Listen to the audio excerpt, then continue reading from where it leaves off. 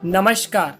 आज आपको आपके अनुरोध पर ललिता सहस्त्रनाम स्तोत्र में वर्णित फलश्रुति का वर्णन करूंगा।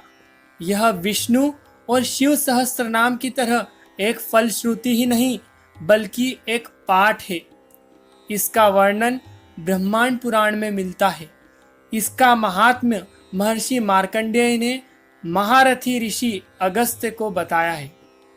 माँ ललिता अंबिका श्री विद्या की देवी है, अतः पाठ करते समय श्री चक्र को धारण करना चाहिए। श्री विद्या में यह सर्वश्रेष्ठ देवी मानी जाती है। यह माँ त्रिपुर सुंदरी का ही एक रूप है। इस स्तोत्र के पाठ द्वारा संसार में कुछ भी असंभव नहीं है, अर्थात इस स्तोत्र का पाठ सभी मनोकामनाओं को पूर्ण करता है। आपने आज तक कई प्रकार की फलश्रुति सुनी होगी, लेकिन माँ ललिता देवी की फलश्रुति बहुत ही गुप्त और रहस्यमय है।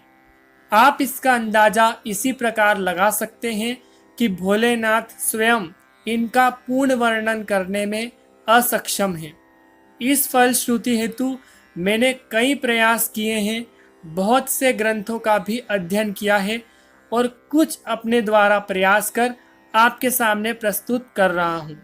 बहुत ही सरल और सटीक आम बोलचाल की भाषा में मैं आपको माँ ललिता की आज्ञा से इस फलश्रुति का हिंदी अनुवाद बताने की कोशिश करूँगा।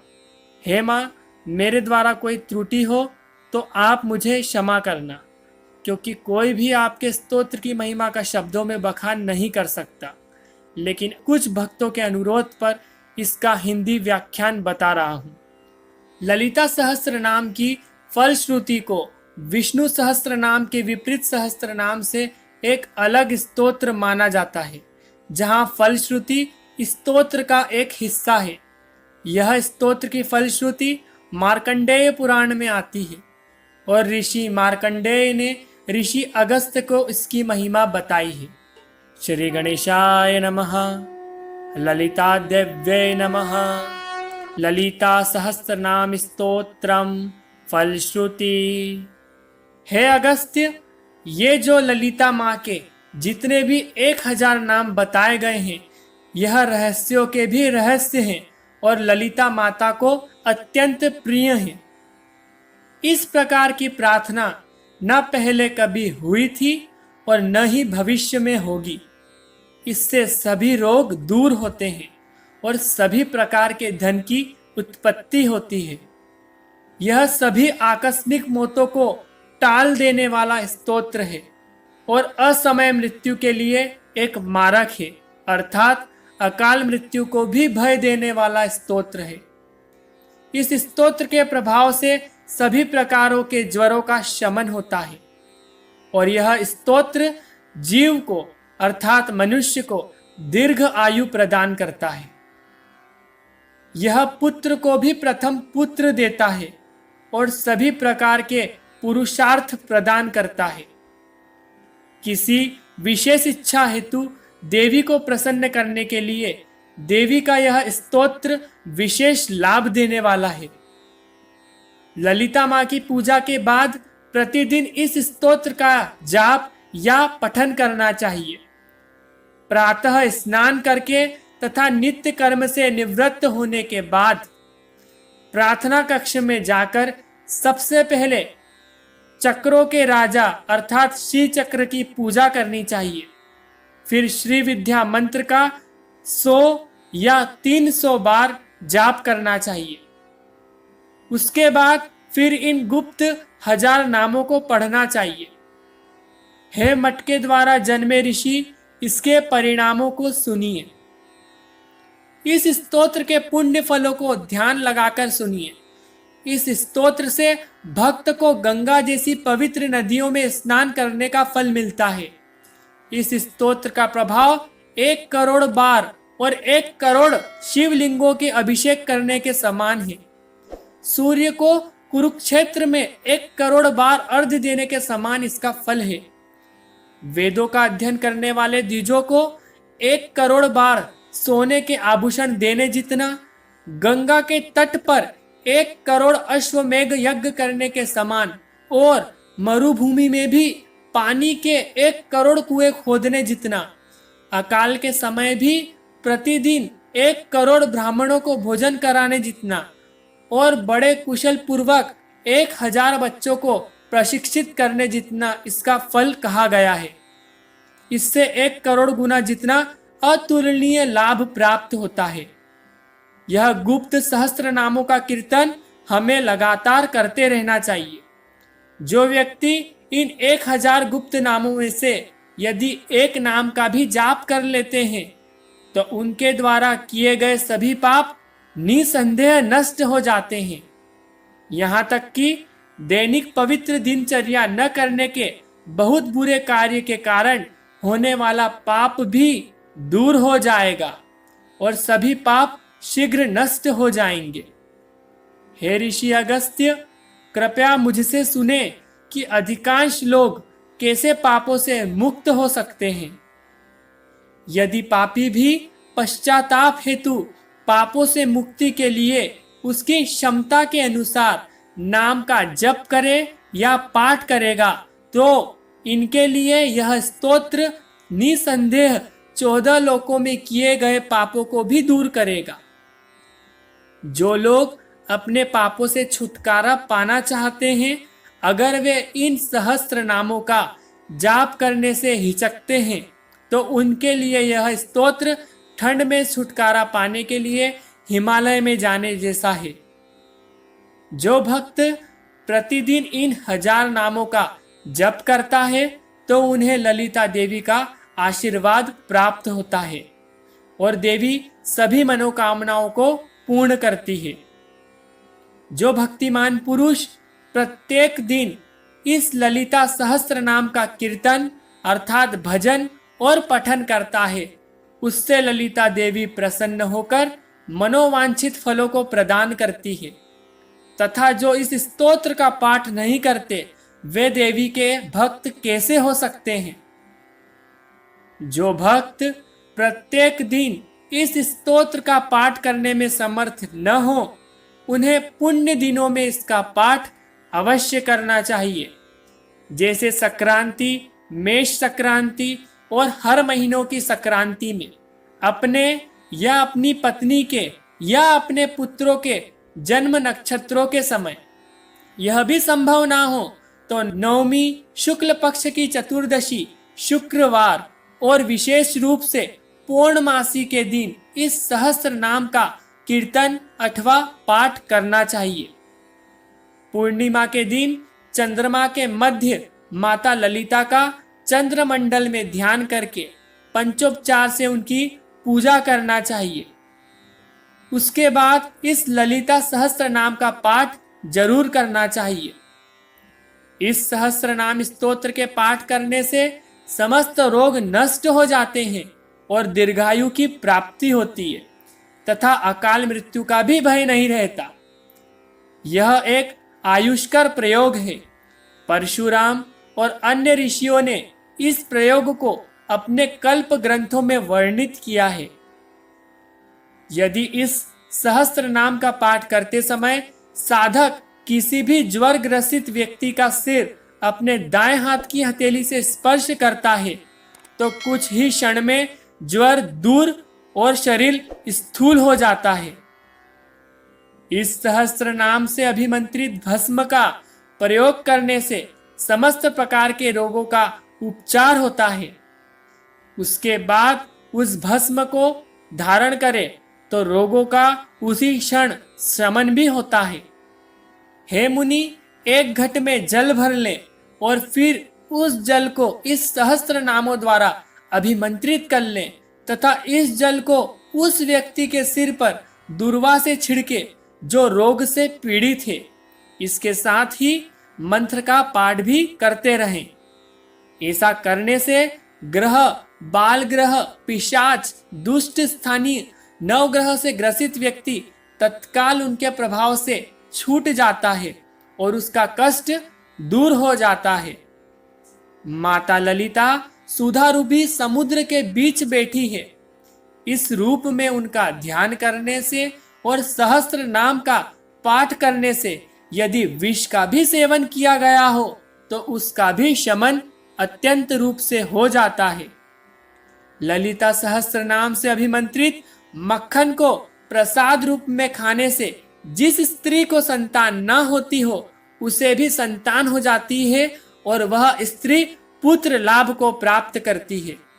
यदि किसी जातक की स्त्री रूठी हुई हो या उसे पर स्त्री की आशा हो, तब वह जातक उस स्त्री का ध्यान करके रात्रि में इस सहस्त्र नाम स्तोत्र को पढ़े और ऐसी कामना करे कि वह स्त्री आकर्षित होकर अंकुश पाश से खींची आ रही है।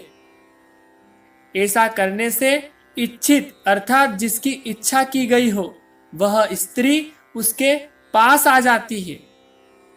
वह स्त्री चाहे पाताल में ही क्यों न रहती हो। राजा पर विजय प्राप्त करने के लिए प्रयोगकर्ता को अपना मुख उसी दिशा में करना चाहिए जिस दिशा में राजा का महल अर्थात निवास हो।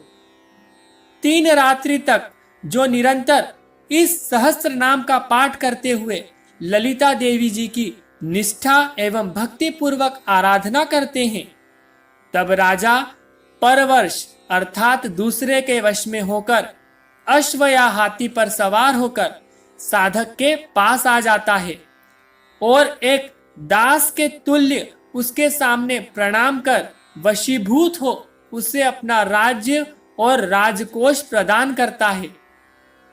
हे मुनि, जो इस अति गोपनीय सहस्त्र नाम स्तोत्र का पाठ प्रतिदिन करते हैं, उनके मुखारविंद पर दृष्टि पड़ने से तीनों लोक भी भ्रमित हो जाते हैं।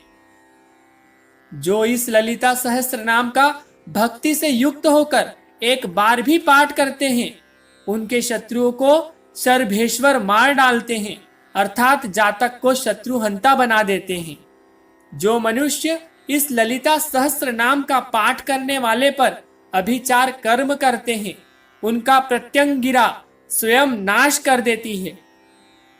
जो मनुष्य इस ललिता सहस्त्र नाम के पाठ करने वाले को कड़ी दृष्टि अर्थात क्रूर दृष्टि से देखते हैं, उन्हें मार्तंड भैरव स्वयं अपने प्रभाव से अंधा कर देते हैं अर्थात नेत्रहीन कर देते हैं।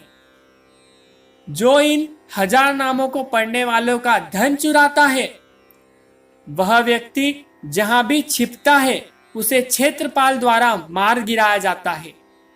जो व्यक्ति सहस्त्र नाम का जाप करता है और यदि कोई विद्वान विद्वांतता के घमंड में अर्थात मद में आकर सहस्त्र नाम के साधक से शास्त्रार्थ करता है, तो नकुलेश्वरी द्वारा वाक स्तंभन अर्थात तुरंत गूंगा बना दिया जाता है। राजा या राजा की सेना जो 1000 नाम पढ़ने वालों पर हमला करती है या साधक के शत्रु चाहे वह राजा ही क्यों ना हो, मां दंडिनी उसे नष्ट कर देती है अर्थात उनका संहार निश्चित है। जो इन 1000 नामों का प्रतिदिन 6 माह तक भक्ति भाव से पाठ करता है, उनके घर में सदा चंचला धन की देवी लक्ष्मी का निवास रहता है। वह व्यक्ति जो इस स्तोत्र का 1 मास पर्यंत प्रतिदिन 3 बार पाठ करते हैं, उसकी जीभ पर बुद्धि की देवी सरस्वती नृत्य करती है अर्थात साधक की जिह्वा पर विराजने लगती है और निस्तंद्र होकर एक पक्ष पर्यंत सहस्त्र नाम का पाठ करने से साधक में वशीकरण शक्ति आ जाती है। सहस्त्र नाम के साधक की दृष्टि पड़ने से पापियों के पाप नष्ट हो जाते हैं। जो अपने जीवन के मध्य में इन सहस्त्र नामों को पढ़ता है, वह व्यक्ति सब कुछ देख सकता है और उसकी दृष्टि मात्र से सारे पाप क्षमा हो जाते हैं। जो इन 1000 नामों को अपना बना लेता है, वह द्विज होता है। वह अन्न, वस्त्र, धन, धान्य और सब प्रकारों के सुखों को प्राप्त करता है जो वह चाहता है। जो कीर्तन करते हुए श्री चक्र को नमन करता है, वह संसार में सतपात्र होता है। सतपार्थ की परिभाषा है कि वह व्यक्ति जो श्री विद्या अर्थात उस मंत्र को जानता है और नित्य सहस्त्र नाम का पाठ करता है, और प्रतिदिन श्री चक्र अर्चन भी करता है। जो माँ की कृपा अपने ऊपर चाहता है उस सत्पात्र को ही मंत्र का दान देना चाहिए। जो न मंत्र राज को जानता है और ना ही सहस्त्र नाम का पाठ करता है, उस पशु समान मनुष्य को यह मंत्र देने का कोई मतलब नहीं है। यह निरर्थक ही होता है और यह उन्हें दिया जाना चाहिए जो विद्वान, बुद्धिमान और लेने के इच्छुक हैं। हे अगस्त्य ऋषि, श्री मंत्र राजा के समान कोई दूसरा मंत्र नहीं है। मां ललिता के समान कोई दूसरी देवी नहीं है, अर्थात इनकी किसी से तुलना नहीं की जा सकती। इसी प्रकार यह सहस्त्र नामों से बड़ी कोई स्तुति या कोई प्रार्थना या कोई पाठ नहीं है। हे अगस्त्य, जो भक्त इन सहस्त्र नामों को एक पुस्तक में लिखता है और देवी को समर्पित करता है, वह देवी का प्रिय हो जाता है। हे अगस्त्य, सुनो, तंत्र के साहित्य में कहीं भी ऐसी प्रार्थना नहीं है। सभी तंत्र में देखने पर भी यह स्तोत्र देखने में नहीं आता। इसलिए जो लोग तंत्र का अभ्यास करते हैं वे इसे प्रतिदिन भक्ति के साथ पाठ करते हैं, अर्थात गाते हैं।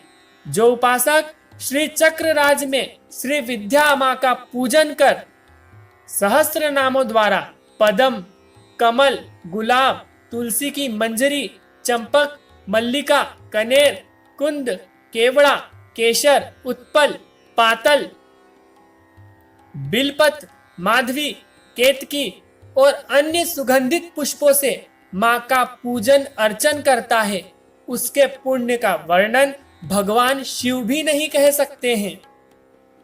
अपने चक्र की पूजा के फल के बारे में केवल देवी ललिता ही कुछ बता सकती है और संभवतः भगवान ब्रह्मा इसे कुछ हद तक बताने में सक्षम है। जो प्रति मास की पूर्णिमा के दिन श्री चक्रराज में श्री महाविद्या का सहस्त्र नाम रात्रि में अर्चन करता है, वो स्वयं श्री ललिता अम्बा स्वरूप हो जाता है और उस पर स्वयं ललिता देवी की कृपा होती है। उसका किसी भी रूप से भेदन नहीं किया जा सकता, क्योंकि उसे और कुछ के रूप में देखना ही पाप है।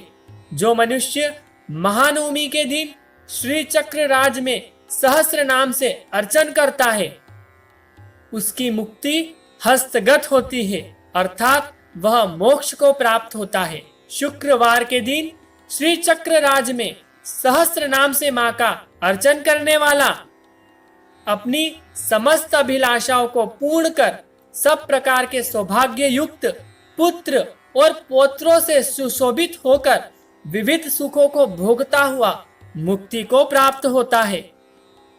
वह भक्तिमान पुरुष शिव और देवताओं जैसे होने वाली प्रार्थना के सभी लाभों को प्राप्त करता है, इसमें तनिक भी संशय नहीं है। जो इन 1000 नामों को जप कर 1000 ब्राह्मणों को समर्पित करते हुए उन्हें मीठा पायसम अर्थात खीर, काले चने से बने हुए बड़े और ऐसा भोजन जो सभी 6 स्वादों से युक्त हो खिलाता है, वह देवी ललिता का अति प्रिय हो जाता है और माता उसे अपने राज्य का आशीष भी देती है और उस पर कृपा करती है। उस भक्त के लिए तीनों लोकों में ऐसी कुछ भी वस्तु दुर्लभ नहीं होती जो उसे मिलना मुश्किल हो। जो व्यक्ति निष्काम भाव से सहस्त्र नाम का पाठ करता है तो उसे ब्रह्म ज्ञान होता है, जिससे साधक आवागमन के बंधन से मुक्त हो जाता है। इस सहस्त्र नाम का पाठ करने से धनकामी धन को, विद्यार्थी विद्या को तथा यशकामी यश को प्राप्त करता है। हे ऋषि, इसके समान कोई दूसरा स्तोत्र नहीं है जो सुख और मोक्ष दिला सके। जो भक्तिमान पुरुष इस स्तोत्र का कीर्तन करता है उसे सुख भी मिलता है और मोक्ष की भी प्राप्ति होती है। जो व्यक्ति जीवन के चारों चरणों में इन सहस्त्र नामों का पाठ करते हुए और अपने धर्म का पालन करते हुए नियमित पाठ करता है वह बिना किसी समस्या के अपने लक्ष्य तक पहुंच जाता है। धर्म अनुष्ठान से रहित पापों के इस कलयुग में जो व्यक्ति श्री ललिता सहस्त्र नाम का पाठ करता है उसे भगवती की कृपा प्राप्ति होती है और वह व्यक्ति सांसारिक बंधनों से मुक्त हो देवी के धाम को प्रस्थान करता है। पारिवारिक जीवन में विष्णु जी के नाम जापना जरूरी है, लेकिन श्री विष्णु के नामों से बेहतर शिव जी के सहस्त्र नाम हैं। हे अगस्त्य, इस असमंजस में शिव जी के 1000 नामों से भी बेहतर देवी ललिता के नाम हैं, अर्थात उनसे भी श्रेष्ठ हैं। देवी के यह 1000 नाम 1 करोड़ गुना बेहतर हैं। इन 1000 नामों में से 10 महत्वपूर्ण गुप्त नाम हैं और यह सब स्तुति के योग्य हैं और प्रशंसनीय हैं। यह नाम है गंगा, गायत्री, श्यामला, लक्ष्मी, काली, बाला, ललिता, राजराजेश्वरी, सरस्वती और भवानी हैं। इनका प्रतिदिन पाठ करने से कलयुग के दुष्ट परिणाम दूर हो जाते हैं और इनमें भी श्री माता नाम महत्वपूर्ण है और इसे नहीं भूलना चाहिए। श्री विष्णु के नामों से श्रेष्ठ शिव जी के नाम हैं, लेकिन सारी दुनिया में ललिता के नाम से बेहतर कुछ भी नहीं है। अन्य देवताओं का नाम और कीर्तन भले ही करोड़ों जन्मों तक किया जाए या पाठ किया जाए, लेकिन इस सहस्त्र नाम स्तोत्र का भक्ति के साथ केवल एक बार पाठ किया जाए तो वह करोड़ों के बराबर है। यदि जातक अपने अंतिम जन्म समय में श्री विद्या का उपासक बन जाता है और वह यह हजारों नामों को पढ़ता है तो वह जन्म बंधन से छूट जाता है और यह उसका अंतिम जन्म ही होता है। इस संसार में श्री विद्या के उपासक दुर्लभ हैं और यह गुप्त 1000 नामों के पाठ करने वालों का मिलना भी दुर्लभ है। इन मंत्रों के राजा का जप करने के बाद श्री चक्र की पूजा करने से और इन 1000 नामों का पाठ करने से तपस्या करने के समान फल मिलता है। इन 1000 नामों को पढ़े बिना और देवी को प्रसन्न करने की कोशिश किए बिना जो व्यक्ति यह चाहता है कि उसे दर्शन हो तो वह उस मूर्ख के समान है जो आंखों के बिना देवी के साक्षात रूप को देखना चाहता है। इन गुप्त सहस्त्र नामों का त्याग करके तांत्रिक सिद्धि को प्राप्त करने का प्रयास करना ठीक वैसा है जैसे भोजन का त्याग करके भूख को तृप्त करना।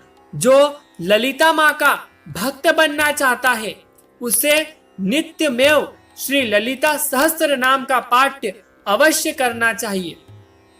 वह भक्त जो ललिता देवी के इन नामों का पाठ करता है उसे किसी और के पाठ की आवश्यकता नहीं होती। केवल इसे सैकड़ों कल्पों तक गाते हुए ही माता प्रसन्न होती है। माँ को खुश करने के लिए या माँ को प्रसन्न करने के लिए यह 1000 नामों का पाठ जरूर करना चाहिए। हे अगस्त्य ऋषि, लेकिन यह पाठ के बारे में जो भी मैंने बात बताई है वह एक रहस्य है। वेदों में विद्वान इन नामों को कम से कम एक बार भी नहीं पढ़ पाते हैं। हे ऋषि, यह श्री विद्या को उनसे गुप्त रखा गया है। जो लोग यह पाठ नहीं करते हैं वह पशुओं की तरह होते हैं, अर्थात पशुओं के समान होते हैं। अगर कोई साधु या पुरुष इस पाठ के बिना मूर्खों को श्री विद्या का दान देते हैं तो योगी जन उनसे बहुत क्रोधित होते हैं। इसके लिए उन्हें समस्याओं का सामना करना पड़ता है। इसीलिए ये गुप्त 1000 अर्थात सहस्त्र नाम एक से बड़े एक रहस्य के रूप में रखे जाते हैं। ऋषि अगस्त्य, मैं यह सब आपको स्वतंत्र रूप से नहीं बताना चाहता था, लेकिन इसके लिए देवी ललिता ने मुझे यह आज्ञा दी है कि यह सब मैं आपके सामने प्रकट कर सकूं। हे ऋषि अगस्त्य, इस स्तोत्र का भक्ति के साथ पाठ करने से देवी प्रसन्न होकर आपकी हर मनोकामनाओं को पूर्ण करेगी, इसमें कोई भी संशय नहीं है। सूत जी कहते हैं, ऐसा कहने के बाद देव हयग्रीव ने देवी ललिता का ध्यान किया और हृदय को आनंदित कर स्वयं को माता में मुग्ध कर लिया। इस प्रकार ललिता सहस्त्र नाम के पाठ की फलश्रुति समाप्त होती है, जो उत्तर कांड में ब्रह्मांड पुराण में है और हयग्रीव और ऋषि अगस्त्य के बीच का संवाद है। हे माता, मुझसे यदि पाठ में कोई त्रुटि हुई हो तो आप मुझे क्षमा करें, क्योंकि कोई भी भक्त या बुद्धिमान पुरुष आपकी व्याख्या नहीं कर सकता। उम्मीद है आपको वीडियो पसंद आई होगी। यदि पसंद आई हो तो आप कृपया करके लाइक शेयर जरूर करें, और कोई आपके सुझाव हो तो हमें कमेंट करके जरूर बताएं। जब तक के लिए धन्यवाद। जय माता दी।